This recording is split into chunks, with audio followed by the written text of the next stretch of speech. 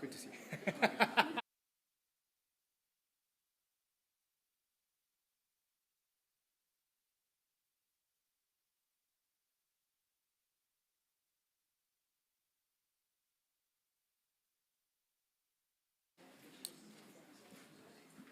Welcome, everyone, to this event entitled Decolonizing Palestine, after the book authored by our speaker today. He'll be introduced in a moment. I'm Mark Taylor, professor on the faculty of this institution. Bear with me just a minute to say how this event originated from a course I am teaching this semester entitled Text, Ideology, and Power in Theology. I promise this will be brief. Written texts, to take that first term, they generate multiple meanings in many ways. They conjure whole worlds for readers to enter, to reflect deeply and feel the world anew in its many intricacies. But textual worlds we study are never isolated, even if some texts are separated out and revered as Word of God or classic, inspirational in many ways. True as that is, texts do not have their meanings in isolation. Especially amid the human antagonisms we know in the world today, texts are always interpreted and so related to the pressure of ideologies. There's the second word in our course title. Ideologies being those convictional visions, beliefs, and practices that express our social positioning in societies where groups compete and conflict, sometimes compromise and cooperate. All too often texts, sacred texts especially, are used to marginalize and exclude, to oppress and repress, just as much as they may inspire and guide. Both texts and ideologies then in our class had to be studied against the backdrop of power, that field of complexly playing forces wherein some experience the capacity to live and even live well, others to barely live or not live at all. So in that course, Text, Ideology, and Power, we came across Dr. Mitri Raheb's book, Decolonizing Palestine, the Land and People and the Bible. We're delighted he's here with us. Unfortunately, while the book will be coming into the Labyrinth bookstore soon, it is currently sold out there.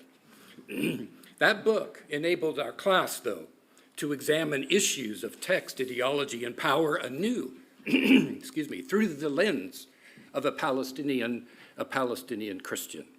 Of course, we did all this also amidst the assault upon Gaza and Palestine by the US-backed occupying power, the Israeli state. In fact, over the 6 months since October 7, you all may well know, nearly 34,000 have been killed in Gaza, 70% women and children, more than 70,000 additionally wounded. Israel's response to a very real pain suffered by Israeli families and children and youth with hostages taken. Israel's response was massive. The retaliation included use of hundreds of 2,000-pound bombs in highly populated Gaza. The 3,195 children killed in just the first 3 weeks of Israel's assault on Gaza is, according to Save the Children, quote, more than the number killed in armed conflict globally across more than 20 countries over the course of a whole year. Over 85% of all Gazans have been forcibly displaced, this being some 1.7 million of Gaza's 2.3 million inhabitants of Gaza. That strip equivalent to a 5-mile corridor running roughly between here and Princeton, north to Metuchen, New Jersey. Whole families of Gazans have been wiped out in their residences by deadly AI programs named Lavender, Where's Daddy, and even Gospel. More than 150 UN and NGO staff have been killed. Churches, mosques, and schools have been attacked. Over 120 journalists, a majority Palestinian, have been killed while reporting in Gaza. And the specters of disease and starvation now loom. One Israeli human rights center, Bethlehem, reported weeks ago, quote, Israel is starving Gaza, close quote. By February of this year, only 11 of Gaza's 36 hospitals remain to handle these overwhelming health needs. Quote, one reporter, more than 10 children on average have lost one or both of their legs daily in Gaza since October 7, with many amputations taking place without anesthesia. No other place on earth is as horrifying as Gaza right now, wrote one UN observer. Another one said, no place is safe in Gaza, it's uninhabitable. So the words Martin Griffiths, UN Secretary General for Humanitarian Affairs and Emergency Relief. Conflict has also been increasing in the West Bank dramatically, where IDF-backed Israeli settlers unleash attacks on Palestinians there too. Illegal settlements have surged in construction in the West Bank since October 7. Many say to me, and part of me understands, well, there are always wars, and Gaza is not the only such site of conflict today. Indeed, there are now the millions in Myanmar, Burma, who urgently need humanitarian relief, the repression and dispossession in Haiti, plus those decimated by the war in Ukraine, political violence in Guatemala and Honduras, the renewal of mass ethnic killings in the Sudan, the hunger and violence suffered by the Rohingya. But you no doubt have heard, talk to medical and relief workers whose careers have them cycling through these many sites of world suffering, and hear them report of the unusually egregious catastrophe they witness in Gaza. The intensity of bombardment there, a century's worth of European settler colonialism bearing its poisonous fruit in Palestine, plus 57 years of illegal occupation of Palestine, and now 16 years of devastating illegal siege of Gaza, well, the totality of this onslaught is what now drives conditions into what many call genocide, wherein Israeli regimes seek now to complete what has been ongoing since the 1947-49 catastrophe, the ethnic cleansing and removal of 750,000 Palestinians. All this makes what we witness in Gaza now truly astounding. Again, it does not mean that Gaza is alone in this. No, but in the words of Cameroon political philosopher Achille Mbembe, now based in South Africa, Palestine, and especially Gaza, have together become the great laboratories of a regime of brutalization that is, quote, in the process of technological completion and is seeking to globalize itself, end quote. Gaza throws into the boldest relief the structure of global violence at work in other places, features that are rooted in the history of European and US settler colonial violence and racist constructs. This in service to the aims of transnational corporate profiteering, powered by imperial global politics, enabled by the US's unrivaled military, and all this justified often by, and this is the last feature, Christian Zionist visions at work in both conservative and allegedly progressive religious communities. Now that Christian Zionist feature brings us to today's event. I want to thank the number of students in my class who, working with other students on campus who are here today, who've tried and have sought and continued to seek to forge a critical solidarity with Palestinian Christians and Palestinians. And this event is a continuation of that struggle. Out of a sense of acute crisis, in November, PTS students here organized first a teach-in to explore the key issues, shortly thereafter a die-in on the steps of the campus chapel here, followed by a singing walk over to the administration to call for a permanent ceasefire.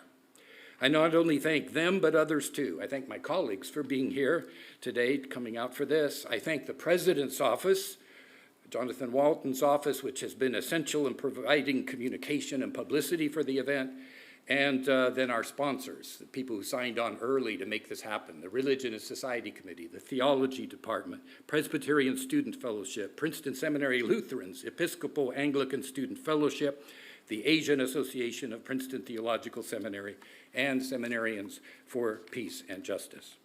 Now, to introduce our speaker, I call on PhD student in theology, Marach Sarji, who has joined our institution in Princeton just this year.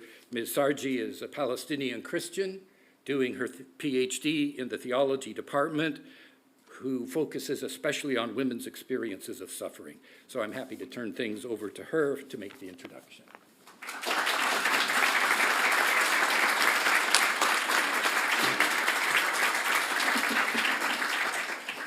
Thank you so much, Doctor. Thank you so much for all of you for coming. This is definitely an important event, also for me as a Palestinian, but also as a Christian. So I'd like to introduce Reverend Dr. Mitri Raheb. He is definitely a leading theologian, entrepreneur, and thinker of the Palestinian Christian community.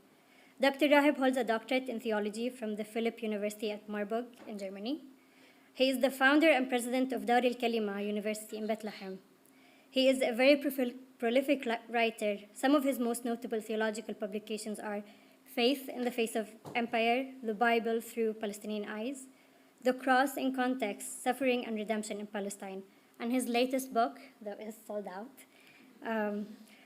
what we will talk about also today, Decolonizing Palestine, the Land, the People, the Bible. Not only is Reverend Raheb a prominent scholar, but his pastoral ministry is also of tremendous value. He served as the senior pastor of the Christmas Lutheran Church in Bethlehem from 1987 to 1917, and as the president of the Synod of the Evangelical Lutheran Church in Jordan and the Holy Land from 2011 until 2016. He is married to Najwa Khouri and has two daughters, Dana and Tala. And with that, I would like to welcome Reverend Dr. Mitri Raheb.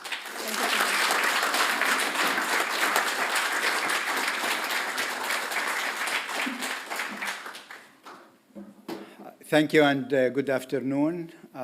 It is a pleasure and honor to be with all of you. Thank you for coming here this afternoon.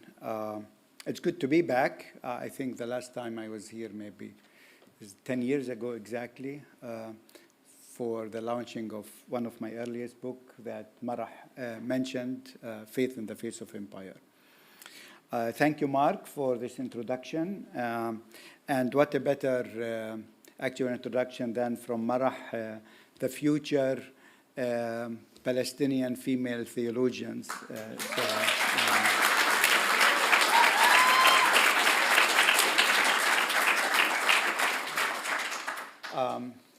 I would like actually to, this afternoon, to give you just a feeling of my book. I will not read anything. You have to read it. I will focus on two chapters mainly, again, just to leave you something new to look at. And I thought of doing this PowerPoint presentation, and then I look forward to our discussion together. A very important question is how best to describe what is happening in Palestine.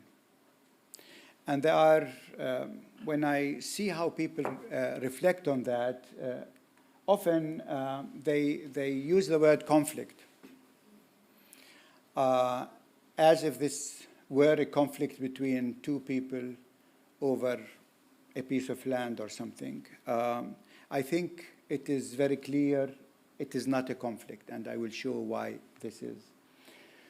There are other people, especially among evangelicals, who try to portray the whole thing as if it were a religious war between Muslims and Jews, and as Christians, we side definitely with the Jews.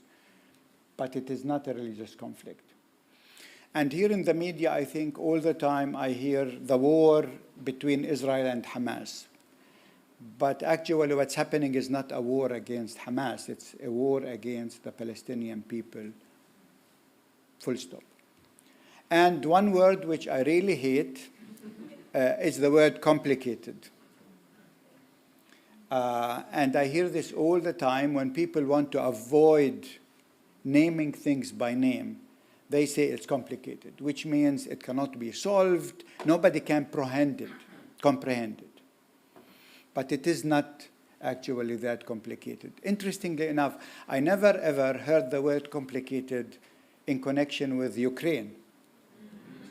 Right? It's crystal clear.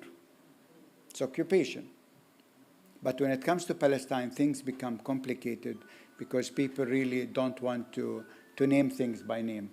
And for me, it is crystal clear because it is settler colonialism. And I would like this afternoon to look at settler colonialism in two steps. I will look at the theory and practice of settler colonialism in the first part. And then in the second part, I will look at theology and settler colonialism, the theology that powers settler colonialism.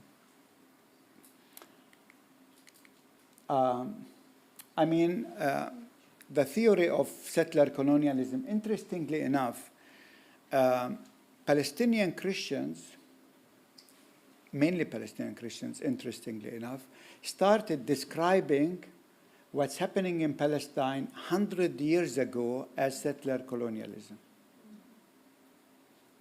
It was Najib Nassar, the founder of al-Kalima newspaper in Haifa, again a Palestinian Christian, who actually started talking about what's happening in Palestine as settler colonialism. But then Faiz al-Sayegh maybe really coined the term like no one else. Faiz al-Sayegh was the Palestinian ambassador, if you want, at the UN in the 60s. And he wrote this book called Zionist Colonialism in Palestine. And if you read it, actually, he describes exactly what's happening in Palestine as settler colonialism. Actually worse, he's saying, than what is happening in Asia and Africa at that time. And actually, he was the one behind the UN in the 60s to adopt that Zionism is racism. It was Faiz al-Sayegh. But the term actually was reinvented in the post-Cold War era, mainly in anthropology and indigenous studies. Because the term post-colonial was felt inadequate to describe context where colonization was not yet over, but continued to constitute an ongoing reality, a structure rather than event. And here especially two people worked on this, Patrick Wolf and Lorenzo Verancini. So that is the theory of settler colonialism. But really, and Rashid Khaldi, he used it in his latest book in a great way on Palestine. But what is the difference between settler colonialism and classical colonialism or neocolonialism? Because settler colonialism is a very specific brand of colonialism. And these are the main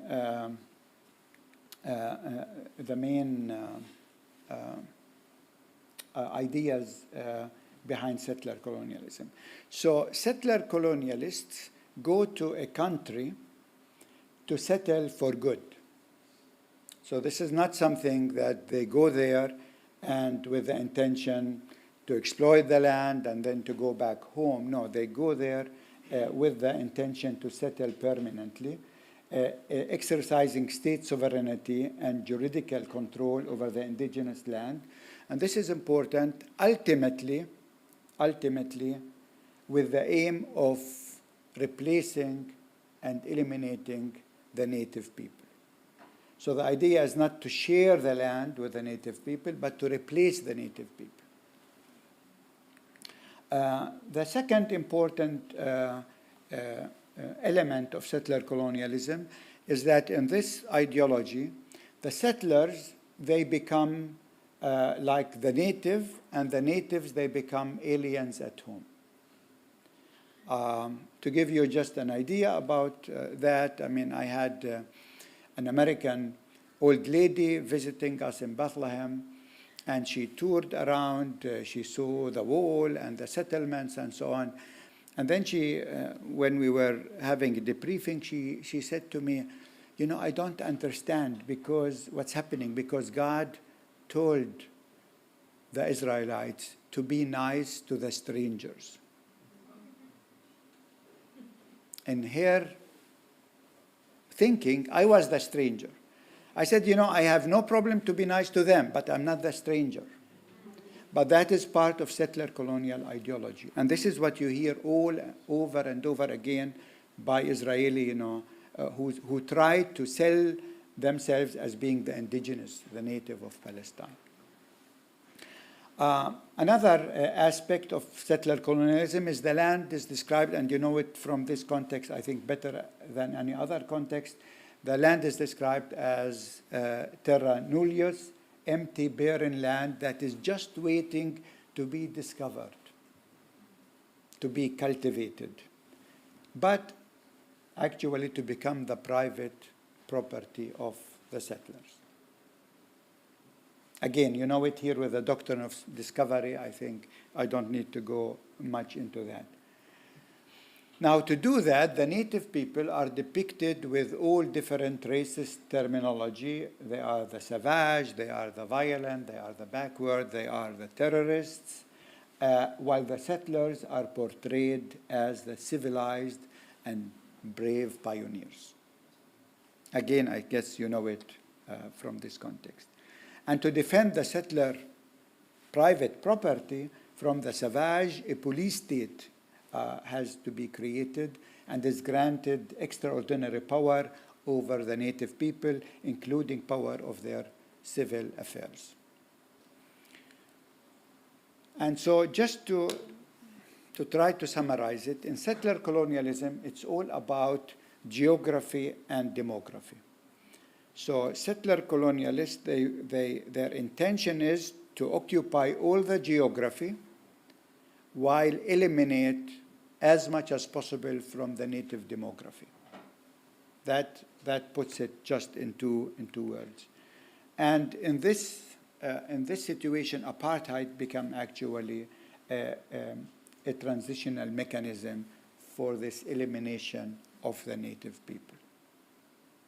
So this is basically the most important element of settler colonialism, the theory. But this is theory, and maybe some people think, I mean, why use this for Palestine? And I would like to show actually the practice of it, because I start actually the first chapter by talking about Bethlehem and the settler colonial project around Bethlehem, so that people know this is not just a theoretical exercise that I'm doing, but this is actually affecting our very being, our present time, our future, and it's nothing theoretical at all.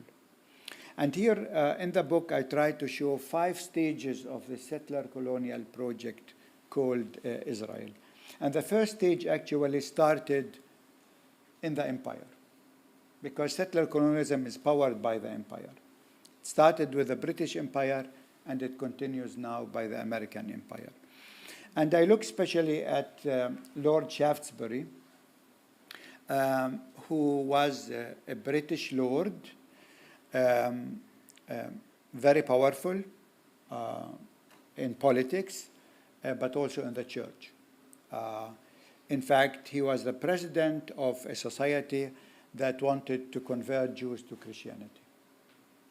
And within this thinking, actually, the imperial thinking of Britain, he wrote this in 1839. And 1839 is an important year. Why?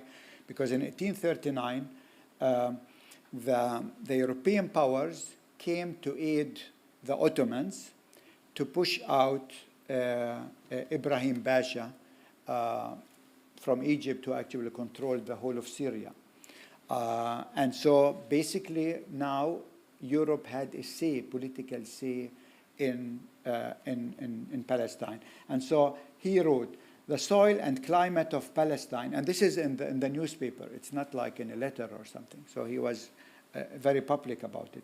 "The soil and climate of Palestine are singularly adapted to the growth of produce required for the exchanges of Great Britain. The finest cotton may be obtained in almost unlimited abundance. Silk and madder are the staple of the country, and olive oil is now, as it was ever, the very fatness of the land. Capital and skill are alone required. The presence of a British officer," that same year actually the British consulate was opened in Jerusalem, "and the increased security of property which his presence will confer may invite them from these islands to the cultivation of Palestine. And the Jews who will betake themselves to agriculture in no other land, having found in the English consul a mediator between their people and the Pasha, will probably return in yet greater numbers and become once more the husbandmen of Judea and Galilee. So basically, it was an imperial idea. Christian Zionism preceded Jewish Zionism. And in 1854, during the Crimean War, again, which started over a star in Bethlehem, in the Church of the Nativity, between Russia on the one hand and the other Western European countries, he wrote this. Again, Palestine was in the center. The Turkish Empire is in rapid decay. Every nation is restless. All her hearts expect some great things. No one can say we are anticipating prophecy, which plays an important role, by the way, everywhere. Even now, when I was in Washington, I spoke to one congressman from Atlanta. I was talking to him about the politics, and he wanted to talk about prophecy. So the requirement of it, prophecy, seems nearly fulfilled. Syria is wasted without an inhabitant. Again, you have the idea of the terra nullius. This vast and fertile region will soon be without a ruler, without a known and acknowledged power to claim domination. The territory must be assigned to someone or other. Can it be given to any European potentate, to any American colony, to any Asiatic sovereign or tribe? Are these aspirants from Africa, talking about Ibrahim Pasha, to fasten a demand on the soil from Hama to the river Egypt, so from the Nile to the Euphrates? And then he says, no, no, no, there is a country without a nation without a country. His own once loved may still loved people, the son of Abraham, of Isaac, and of Jacob. You can see actually how settler colonialism and theology has been very intertwined in his thinking. And this is actually until this day. And if you see the four groups that are mentioned, European, American, Asiatic, and Africa, these were in the so-called scientific biology of that time, the four groups of people that were put in a hierarchy in a very racist way. So you have also their racism in that chapter. So this is where it started really as an imperial project. In this context, Jews were really not involved at all. It was a discussion among Christians, which led later, 1917, to the Balfour Declaration. Lord Balfour promising Palestine to Lord Rothschild. And here I always like to say it wasn't the Lord God who promised Israel the land. It was Lord Balfour, right? And there is a big difference between the Lord God and the Lord Balfour, thanks God, because the one is about God, the other is about the empire. And as you can read here in what he wrote, that was actually his speech in the House of Lords, 1922, he admitted that actually it wasn't only political calcul that was important for him, but it was theological ideas behind it.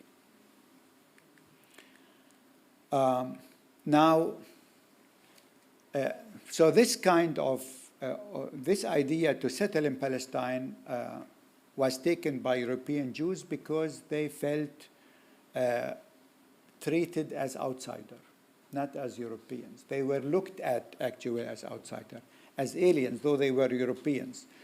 And when they went with this Zionist idea, Herzl, he adopted the settler-colonial ideology of the Christian in Britain. But not all of them, because some of them, like Martin Buber, a Jewish philosopher from the Frankfurt school, basically, he said this is not the way to go as Jews. We need to think of a binational state where we can live together. Unfortunately, this voice was not the voice to get the upper hand. It was pushed aside. So the second stage was 1948, the Nakba, when I think Mark mentioned it. 77% of historic Palestine was occupied. 800,000 people were made refugee. 520 Palestinian villages were destroyed.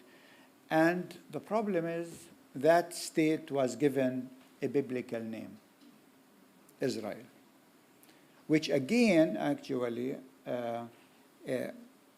led to people confusing all the time the Israel of the Bible with the state of Israel today, which really is our nightmare.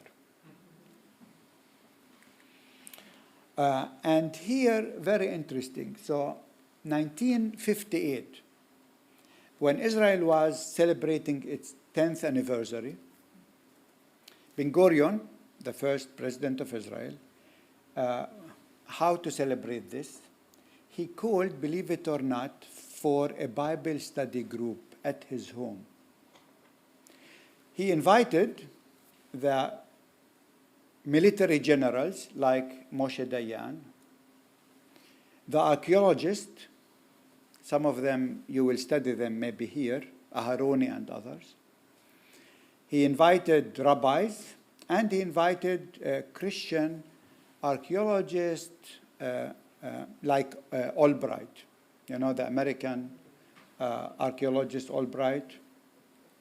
So they were meeting once a week in his home.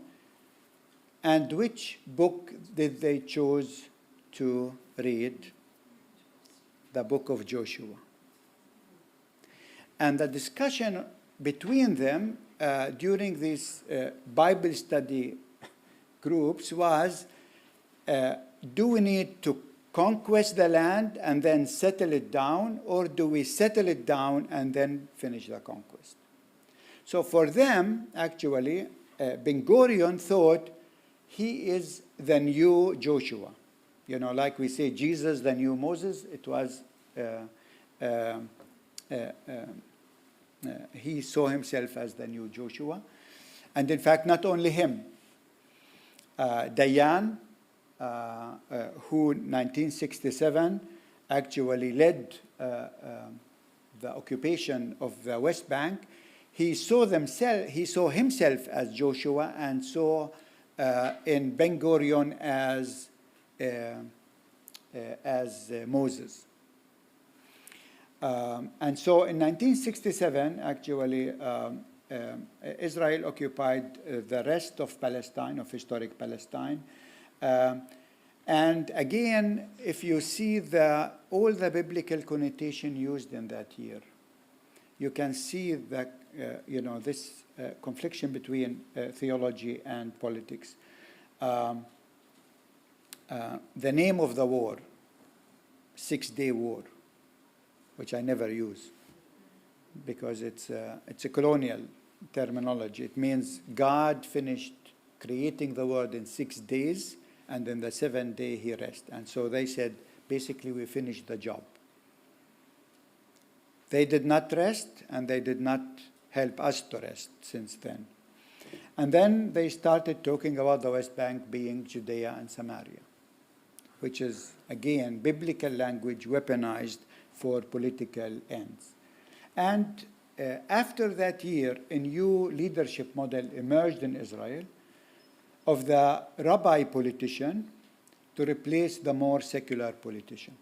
So, by the way, 1967 was the year when all three fundamentalisms, if you want, got a huge backup.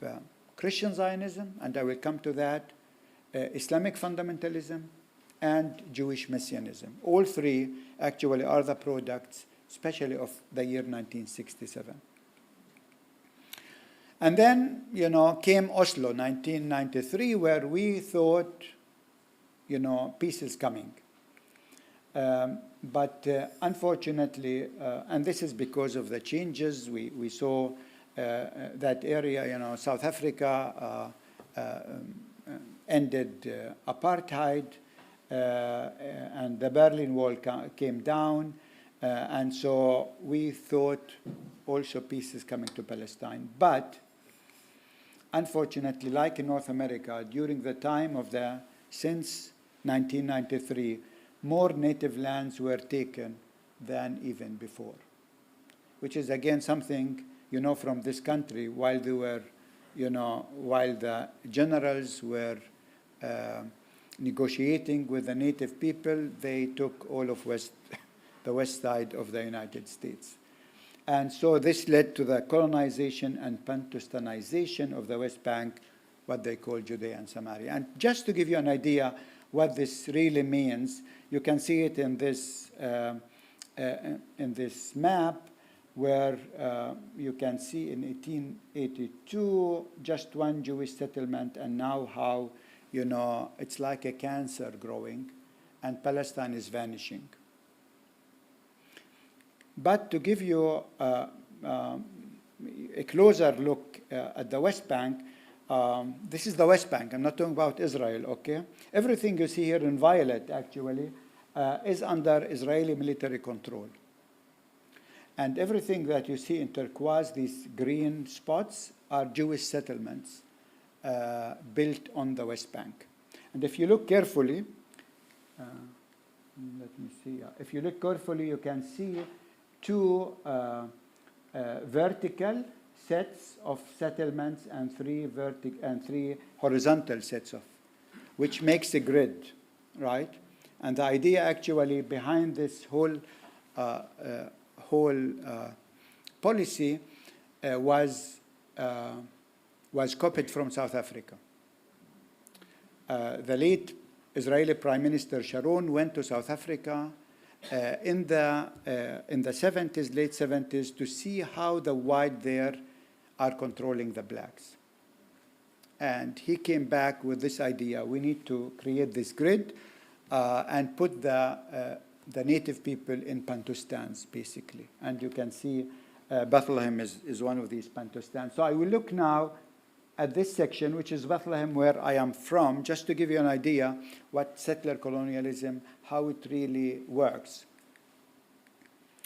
So I will skip this. So this is the Bethlehem County, 1967. And if we look at it, what happened in the last 55 years, first Israel annexed the northern part of Bethlehem, declared it part of Jerusalem, so we lost that part. And then in the first 40 years or so, Israel built 19 Jewish settlements. And if you look carefully, where are these settlements built? You can see in the north, southwest. Why southwest? Because this is the most fertile area in Bethlehem, because we have if you study biblical geography, you have the mountain range going from south to north, so the rain comes from west. It stays on this side of the wall, so this is desert, this is lush. So this is why all the Jewish settlements are built here. And then you have Jewish settlements like here in the middle of where, and you ask yourself, why here? Because here we have the largest underground water aquifer in Bethlehem. So the colonizer, they sit on the water, literally. And then you have Jewish settlements along the Dead Sea, because they control tourism, the minerals of the sea, etc. All of what you see here in blue is fully under Israeli military control, which means it's not under our control. And as if this was not enough, this part of it is declared a military zone, which means as Palestinians we are not even allowed to be there. And then Israel built in the last few years these two bypass roads. These are roads that bypass Palestinian towns but connect Jewish settlements together. In this case, they have a different function, because we are not allowed anymore as Palestinians to build west of this road, nor are we allowed to build east of this road. So basically, these two roads, they are confining Bethlehem. And then, if I go back, just for you to see, Jewish settlements, they keep growing, taking more land, growing all the time. And then Israel built a wall here, north. This is completed. This is an older one, an older map. So there is now a wall here, and there is a wall here as well. And you know, this is not the US where everything is extra large. I mean, this is like from here to here, we are talking about 3 miles. That's it. And then barriers for us Palestinians, not for Jewish settlers. Checkpoints, again for us, not for Jewish settlers. And right now, you can see these are the Jewish colonies or settlements that Israel works. So they took all the west. Now they are building settlements along east of Bethlehem. So basically, if you take all of this together, only 14% of our own land in the West Bank, I'm not talking about Israel, right? About the West Bank. Only 14% of Bethlehem is under our control as Palestinians. 86% of the land is under Jewish Israeli colonial power.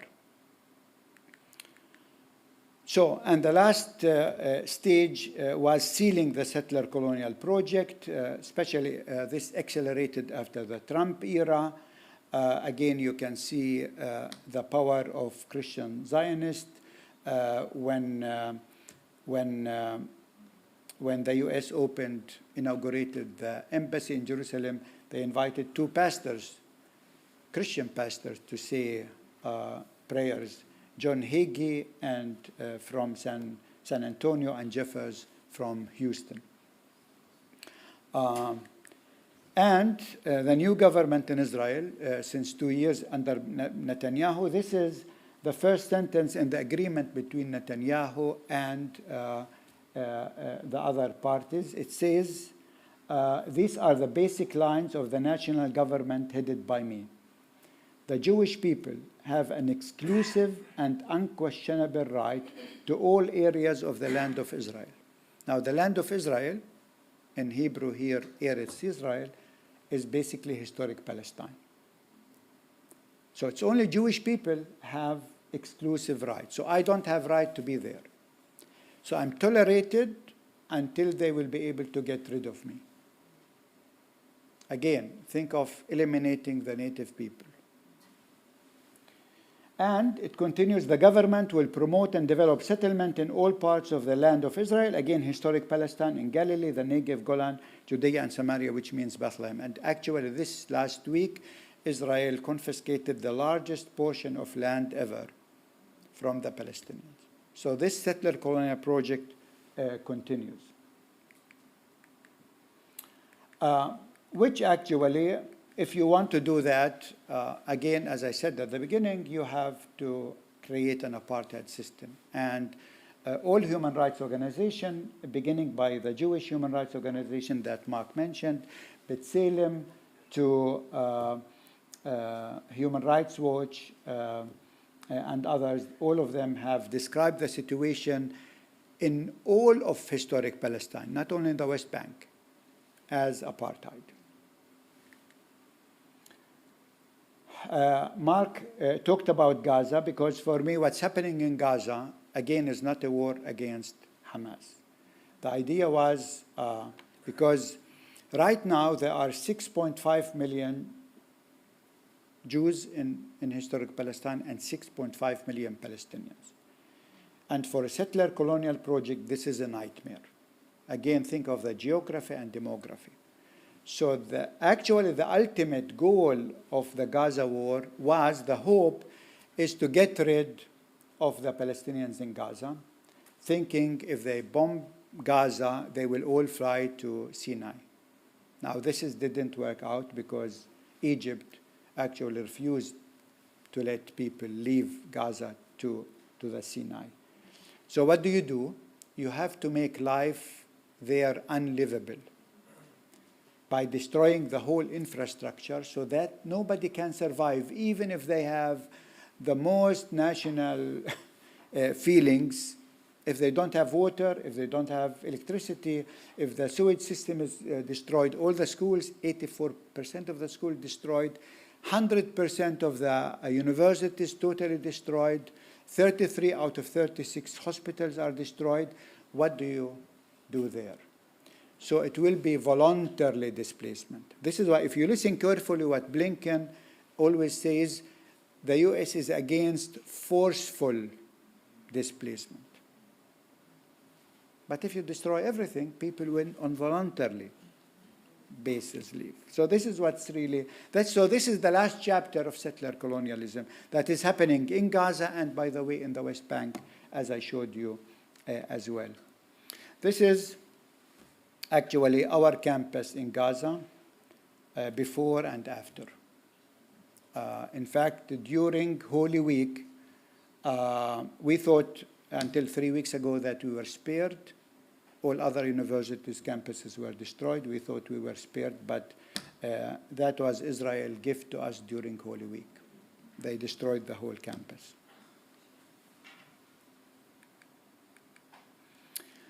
And so it wasn't by chance that it was South Africa that went to the International Court of Justice saying what is happening is genocide and asking the ICJ to look into it. Why South Africa? Because South Africa is the country that experienced settler colonialism. Who are the countries that supported Israel or are supporting Israel at the ICJ? 4 countries. Here, one is missing, which is Canada, with settler colonial history. Again, not by chance. You can see how settler colonialism actually is still alive today. Okay, so that is the theory and the practice. You needed to see this so that you know what I'm talking about is not just a theory that I talk about, because if it's a theory, we can debate it. But what you see is more than that.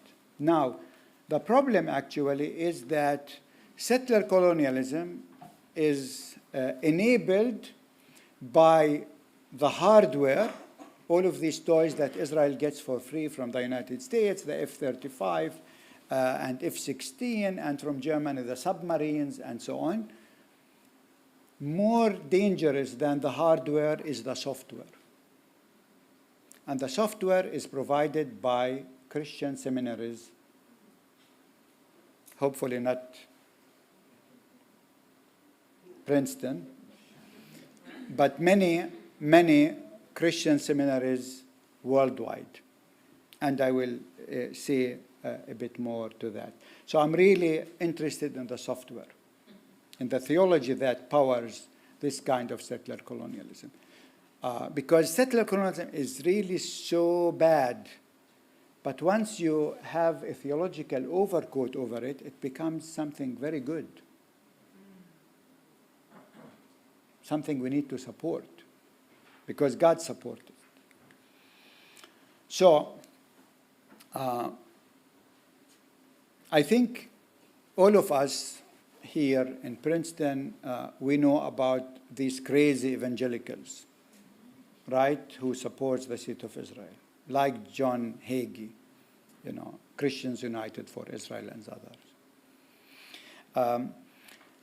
Now, again, this brand of Christian Zionism really, I mean, started in the Middle Age. And by the way, it's very Protestant.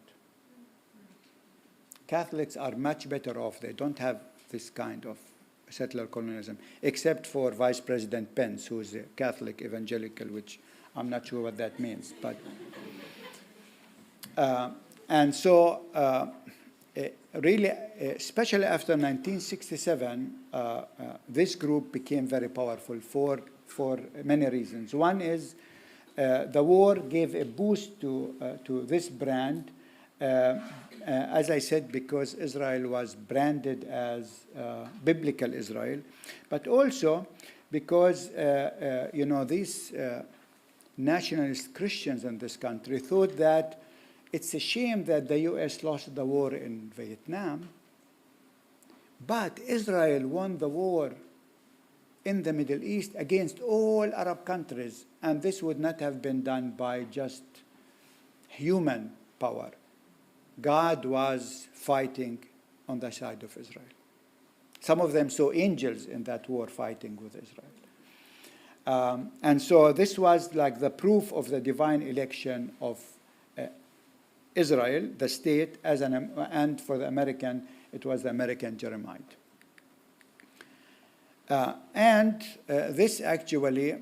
This kind of theology became more dangerous after 1977 when the Likud party took over. Now the Labour Party in Israel were more secular. I talked before about the rabbi politician, right? Now the Likud party, which was on the Jewish right, they were religious in nature, and their project of colonizing the West Bank actually worked well with the idea of these Christian Zionists in the States of colonizing Palestine. Suddenly, those people had direct connection to the politicians in Israel. And so this is the rise of this brand. I talk more in the book about it, but this is just in brief. Now, we know these are crazy people. They have nothing to do with us. But what about the rise of the liberal Christian Zionism? In the book, I tell the story of a German theologian. I hope Hannah will forgive me, but Marquardt is his name. Marquardt is not an evangelical Christian. Actually, he's a socialist. In South Africa, he was one of the fighters against apartheid. Now, this professor, I had him in Bethlehem in the late 70s, in the late 80s, and we were discussing it with students, theological students from Germany. And after the discussion in the panel, he looked at me and said, Mitri, if I were you, I will pack my luggage and leave the country, will leave it to its rightful owners, the Jews. This is not an evangelical crazy Christian. This is one of the most liberal socialist theologians who wrote a book about the land, again, not mentioning the native people. In the book, I talk about one of the prophets for you. Again, sorry to disappoint you a bit. He's a good friend still, Bruggeman.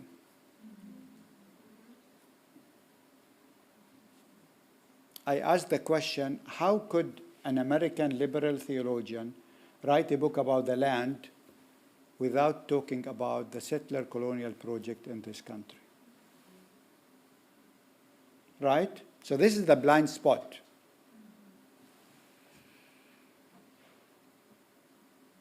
But I would like to take another theologian, Paul van Buren. Again, an American theologian, Reformed theologian, so sorry for the Reformed people here, but and this is what he wrote in the 70s. I mean, look, this is again one of the most liberal theologians. He writes, the role of the Christian church is to extend the revelation of the God of Israel to the nations. Christianity should do this not only by preaching this gospel to the nations, but also by rendering service to the people of Israel. This service takes an external and internal form. Externally, the Christian church must become the extension of the Anti-Defamation League. By the way, Anti-Defamation League, they defend Jewish in this country, but they defame everyone else. So they have to change their name. Combating all anti-Semitism among Gentiles, which I can understand. It also takes the form of defense of the state of Israel, both raising money for Israel defense, military, and defending the state of Israel against all anti-Zionist calumny. All criticism, all, like in the Bible, whenever you have the word all, you have to listen. All criticism of the state of Israel, whether based on alleged injustice to the Palestinians, alleged, okay, or claims that Israel is unjust to third world peoples, are simply lies. It is the job of the Christian church to combat all these lies against Israel, being taught the truth by Jews, that is, the government of the State of Israel. And I think for me the importance of this book is that I really try to talk about this liberal Christian Zionist that usually, we don't see them. One professor at Harvard told me, after reading the book, I realized I'm a liberal Christian Zionist. She wasn't aware of that because this is so much into our blood that we don't see it. Again, to disappoint some of you, but I think Hannah will love that, all of these theologians, liberal theologians, many of them, not all of them, came out of the Karl Barth school. So Van Buren was one of his students, Marquardt was another of his students, etc. And in another book, I talk a bit more about Barth here. And this is why actually I felt an urgency to redefine what Christian Zionism is. Because I think until a few years ago, I thought, the Christian Zionists are these crazy evangelicals. But we need to redefine it. And this is the redefinition I came with in this book. So Christian Zionism is the Christian lobby. It's a lobby that supports the Jewish settler colonialism of Palestinian land using scriptural constructs within a meta-narrative while taking global consideration into account. So the meta-narrative for, say, the evangelicals is maybe the second coming of Christ. For the liberals, it's the Holocaust. It's theology after Auschwitz. And global consideration are different from one to another.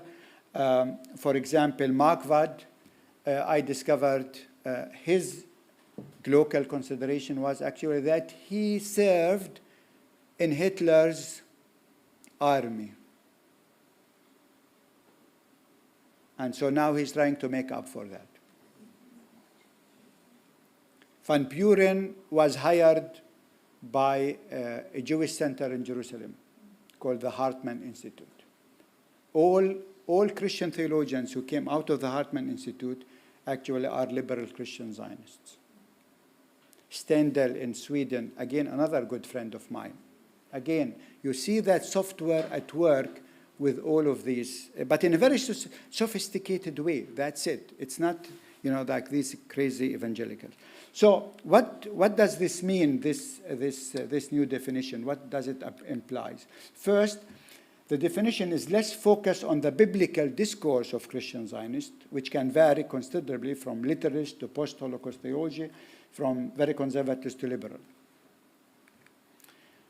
The emphasis of our definition is on the lobbying aspect of Christian Zionism. We saw that very clearly with Van Buren. Not on what people believe. People can believe whatever they want, but what they do based on that belief. So Christian Zionists, I call them Israel Christian soldiers. Unpaid, voluntarily basis. The Christian Zionist narrative is always embedded, as I said, within a meta-narrative, so that those who espouse it do not see themselves as engaged in pure political lobbying, but rather as agents of a grand plan from which they read and interpret both scripture and history. This is a dangerous thing. Alongside the meta-narrative, Christian Zionists are always connected to local issues and consideration, thereby combining their ideas with struggles and feel in specific context. While they lobby for Israel, they are actually lobbying for other issues important to their specific context, like fighting abortion for evangelicals. Finally, Christian Zionist support for the Jewish colonial settler state has less to do with head knowledge than with heart knowledge. And this is why it's very difficult to have a dialogue with them, because it's embedded in, it's a feeling, it's emotional, very emotional. And the meta-narrative changes depending on time and place. The local consideration vary depending on the context, but what all Christian Zionists have in common is an emotional attachment to the Zionist settler-colonial project in Palestine. This is the new definition that I'm trying really here to. In this approach, the hermeneutical key to understanding Christian Zionism is not so much the biblical hermeneutics, like most of the works have been focusing on that, but rather the lobbying aspect in support of settler colonialism. I'm coming quickly to the end. Settler colonialism in the Bible, there is something like that. Pitcairn, actually a Finnish Old Testament theologian, showed in his writings actually how the first 6 books in the Hebrew Bible actually have all important features of settler colonialism. Again, we know Joshua, but the whole Torah actually is full of that. Settler colonialism in the Bible is connected to 2 main themes, the promised land and the chosen people. So I have 2 chapters on that. I will skip, you have to read it, as I said.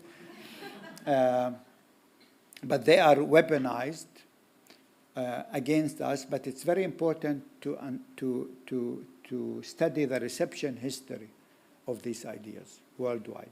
Because in every context, if it's in South Africa, in North America, in Australia, these 2 themes were used in the settler-colonial project. The Promised Land became a pretext for colonizing the land, and I will skip that with the chosen people. So it was not by chance that on October 27th, when Netanyahu announced that his troops are going to go into Gaza, that actually he had to cite the Bible. And he cited 1 Samuel 15, verse 3, which says, "Now go and smite Amalek, and utterly destroy all that they have, and spare them not, but slay both man and woman, infant and suckling, ox and sheep, camel and ass." And this is exactly what's happening in Gaza. God is saying it. I mean, if God is calling the Israelites to do that, so who are we to stop them, right? This is why all these evangelical Christians, support this. They cannot even agree on a ceasefire, for God's sake. Ceasefire. Again, this is the state of Israel. It doesn't mean that all Jews think the same, because Judaism is like Christianity. It's a very broad spectrum. And so you have Jewish Voices for Peace who, are calling to stop the genocide, and they call it genocide. Unfortunately, again, like all prophets, they continue to be in the minority. Nobody listened to them.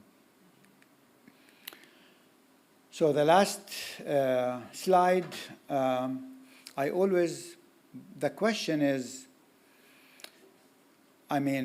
if you read the Bible, it's like a bazaar in the old city of Jerusalem. If you were there, you can find there everything. So if you want text that talks about colonization, you go to Joshua. And if you want to have text that talks about liberation, you go to the prophet, just to keep it within the Hebrew Bible. Or you go in the New Testament too. So in the Bible, we find everything. The question remains, is the Bible a tool for colonization or liberation?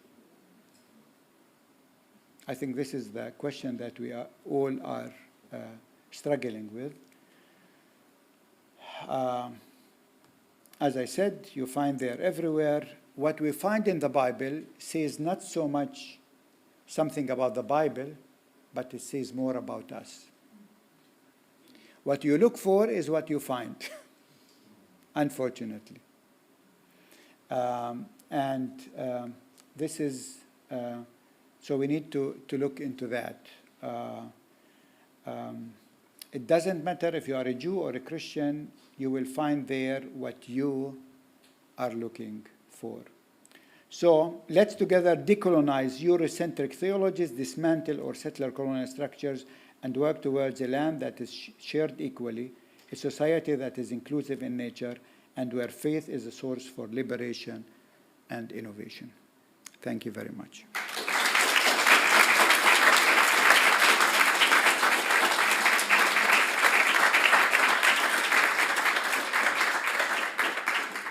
Thank you so much. Thank you for this important work. Now we will open it up to questions. Please, in your questions, try to be brief. Ask a question, don't make a statement. You can raise your hand, and Wang and Nathan will be handing out mics, and then you can answer them.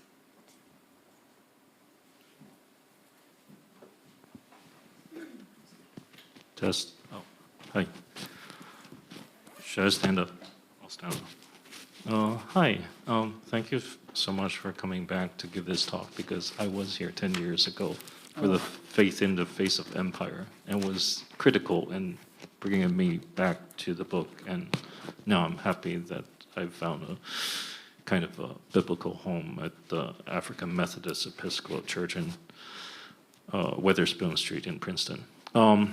So I have to say that I am deeply frustrated that it seems like evangelicals are very powerful in this country, that they will use their software for powering genocide, but it does not seem like the rest of the Christian church are as organized in motivating their theology to stop genocide. And why do you think that is? And do you see some paths forwards? I know Palestinians have been talking about BDS for more than 15 years now, the Kairos document and all that stuff. But more is needed. I definitely agree with you. I was in DC this week, and I was saying that I feel that the advocacy that is done by mainline churches, even in support of Palestine, proves to be less effective than evangelical Christians. I think often we feel in mainline churches we write a statement and put it on our website. Nobody reads it, but we feel good about it. That doesn't work. I think we need to be innovative, for sure. But actually, during this trip, the first time I felt there is a new energy, especially among young people. I mean, last week again in DC, we had a Holy Communion service outside of Congress, on the lane of Congress.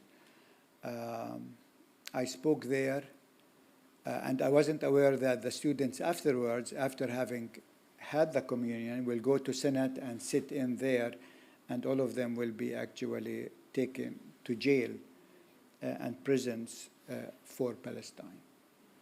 This morning I met with few students here. Again, I was encouraged that I think the new generation who is passionate about justice, including the young Jewish people in this country and the young Muslim people in this country. I told churches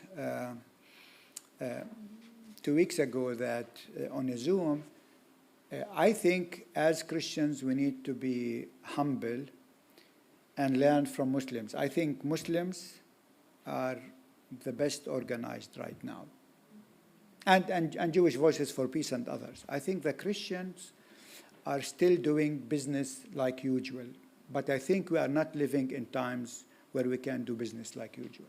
I think we need to be bold in our action. What that means, I think we need all to wrestle with, but I agree with you fully. But again, hope is what we do. It's not what we see, but it's what we do. And I see many people right now are doing things, going to the streets, etc.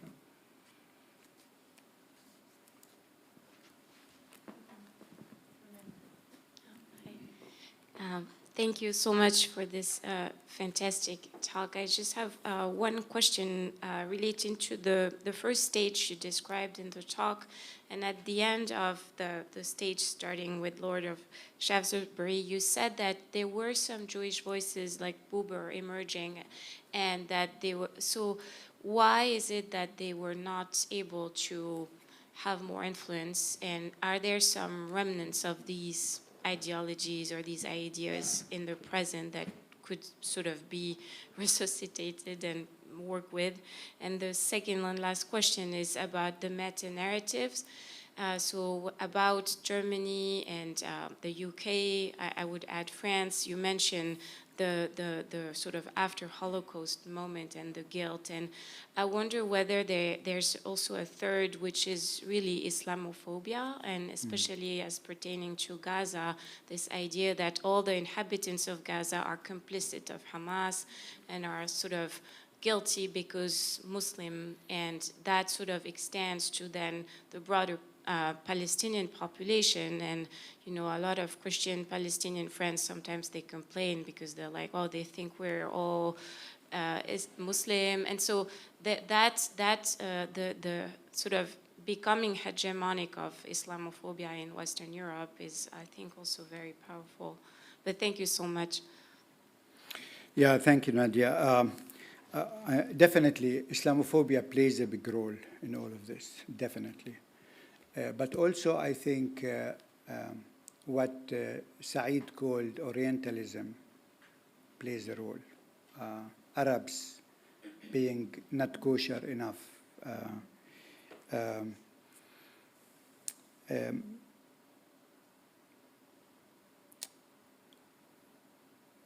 Again, I think, I mean, Buber came a bit, late. He was not at the same time with Shaftesbury, but they were from the beginning until now always Jewish thinker who were always actually against this project Israel as a colonial project. And I mean, I can name many of them, but interestingly enough, coming to Germany, because you mentioned Germany, right now, many of my Jewish friends in Germany, they are not allowed to speak up in Germany. So you think this is maybe nobody gave attention to Martin Buber in the 30s and 40s and 50s? Up until today, these people are banned. I mean, maybe you heard what happened in Germany just 2 days ago. Professor Abu Sitte, who is actually the rector of the University of Glasgow, was invited to speak at a conference in Berlin on Palestine, and they detained him. The German police detained him. They interrogated him for 3.5 hours underground, and then they sent him back. He had to buy his ticket online to get back to Glasgow. But then they threatened him, even if you speak at the conference via Zoom, or even if you will upload your lecture on YouTube, you will be sentenced to 1 year in prison. And the meeting in Berlin, the conference on Palestine, the German government turned off the electricity on that whole building so that they can sit in the dark and the microphones will not function. Now, is this something because people learned from history? In my book, in the last chapter, I question this. I think there is there something deeper, which is government siding with those in power, not with the powerless. I think this is really what is at stake. Not only with Palestine, with everyone. Government sides with those in power. And people even now in the academia, as you know, in this country, people who are not speaking up for Palestine, but they don't want to silence Jewish voices, Palestinian voices, or Jewish voices for peace, for that sense, they are asked to resign, right? I mean, without naming all the universities that went through this.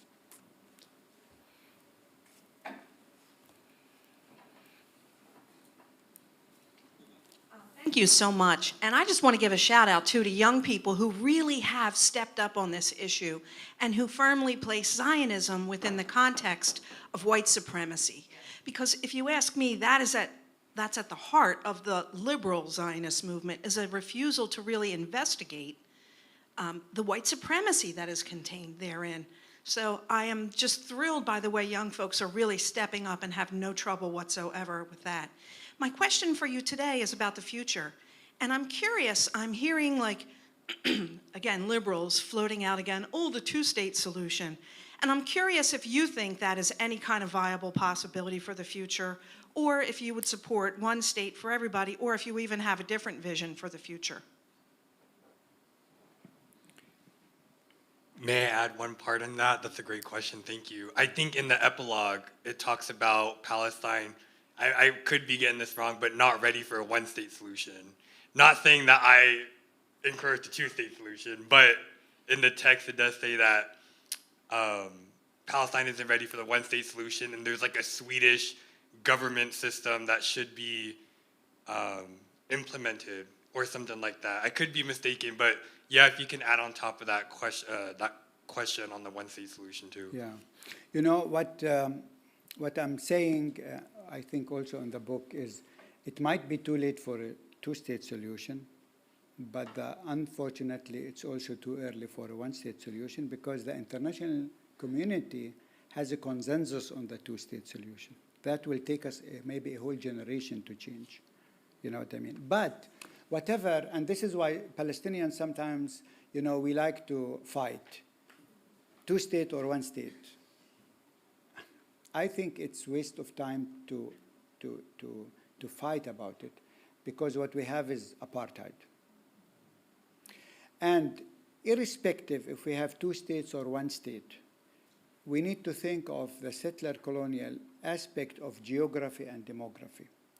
So we can have the nicest one-state solution where Palestinians and Israeli have one person, one vote, but where the Jewish people will own the land, doesn't work. South Africa is a good example. South Africa, apartheid was dismantled. We all celebrated that. But economically, and in terms of land, the white are still controlling the economy and the land. And so that doesn't work, even if a one-state solution will come without really solving the issue of geography and demography. And so you are right, not the Swedish, but the Swiss. I suggest a Swiss model, not the Swiss cheese, where Israel gets the cheese and we are pushed in the holes, but a Swiss model which talks about cantons, a federal state with different cantons, where each canton can also develop its own identity and even language. But again, think always of demography and geography. Without the geography, even one state or two states will not solve our issue. So I like to dig into the details, because people think, oh, you know, if everyone has a vote, that is not enough for me. So.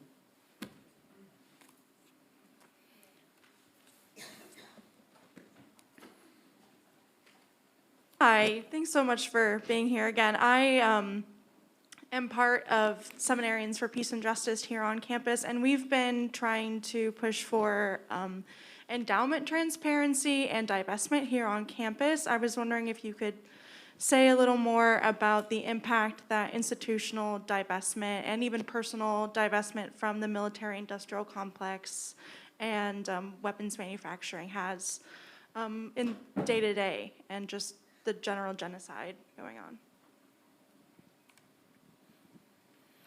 Yeah, I think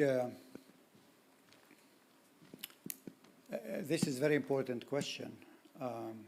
And I think what I said once at PCUSA General Assembly is, as Christians, we have to walk the talk or to put our money where our faith is.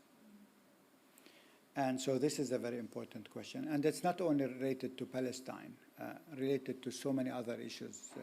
Environmental justice and other issues, are important, because if we are serious about what we believe, we really need to make sure that we are not benefiting from the destruction of people or of environment or whatever. So for me, it's a matter of faith more than anything else, actually, but it's important, definitely.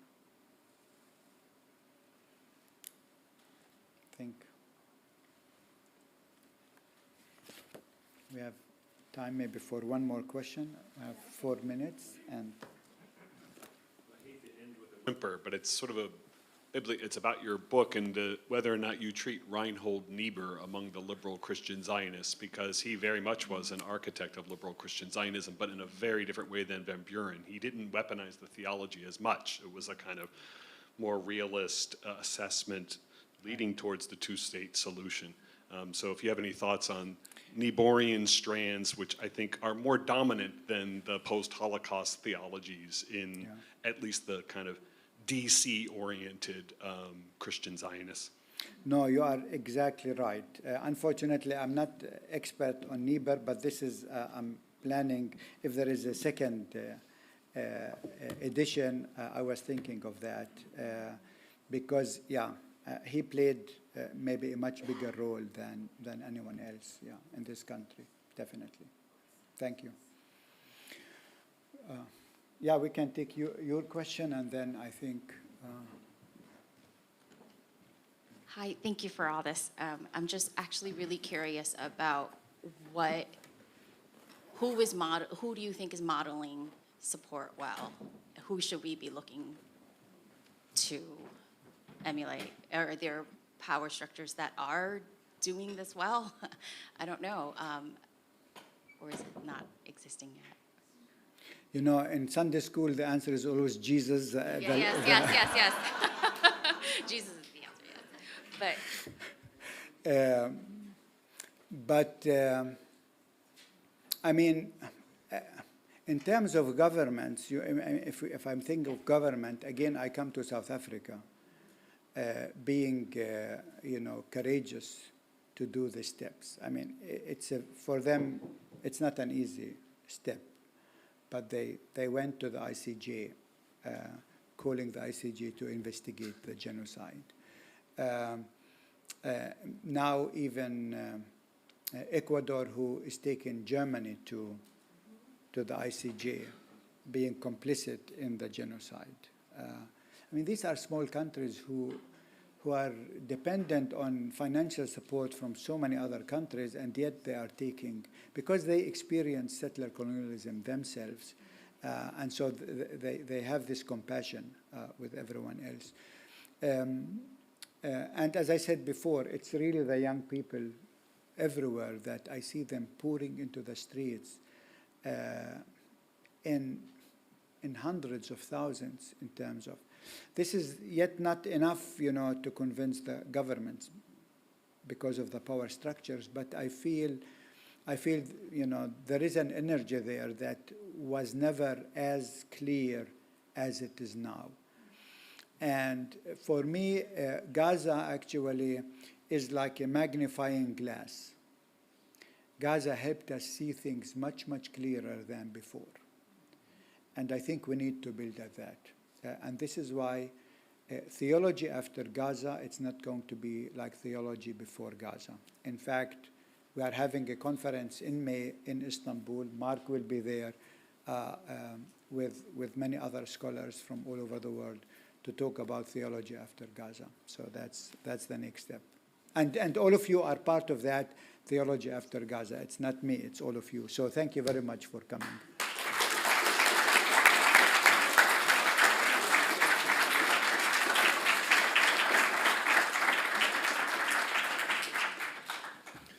And I want to build on what Dr. Raheb just said about the new energy that is at work now. And I want to thank again our students, some of which you've seen active here already, and continue to watch them and support them and one another. And thank you for the inspiration you've given us and the knowledge, Dr. Raheb. And thank you, everybody, for coming out.